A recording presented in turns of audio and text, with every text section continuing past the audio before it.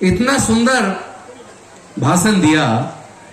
मैं सोच रहा था कि जो बातें हम करना चाह रहे थे वो तो दोनों बच्चियों ने कर दी। क्या हमारे बोलने के लिए कुछ बचा है?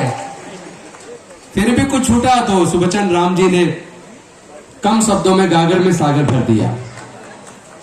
मैं तो आप सबको ये कहना चाहता हूं, होके मायूस न यूं शाम से ढलते रहिए, जिंदगी भोर है सूरज से निकलते रहिए, एक ही पांव पे ठहरोगे तो थक जाओगे, धीरे धीरे ही सही राह पे चलते रहिए। आज हमें एक बात को सोचकर चिंता पैदा होती है, और चिंता इस बात को सोचकर पैदा होती है कि हमारे समाज की हजारों साल तक गुलामी क्यों चली। हमारे समाज के लोग, दलित, पिछड़े, आदिवासी लगभग 3-3.5 हजार साल तक गुलाम क्यों रहे? ऐसे कौन से कारण थे? ऐसा तो हो नहीं सकता कि हमारे बुजुर्गों ने यह ना चाहा हो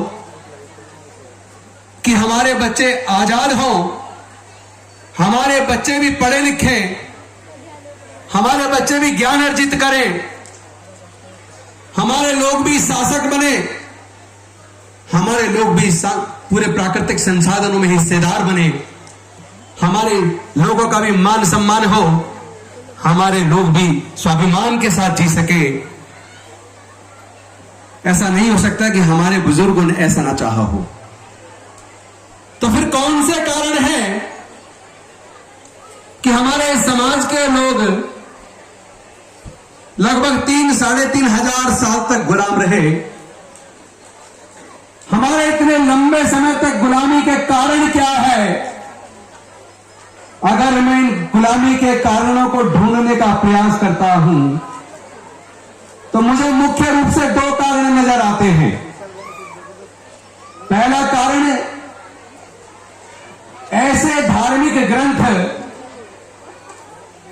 जिन्होंने हमारे समाज के पढ़ने लिखने पर, ज्ञान अर्जित करने पर धार्मिक बंदिश लगाई।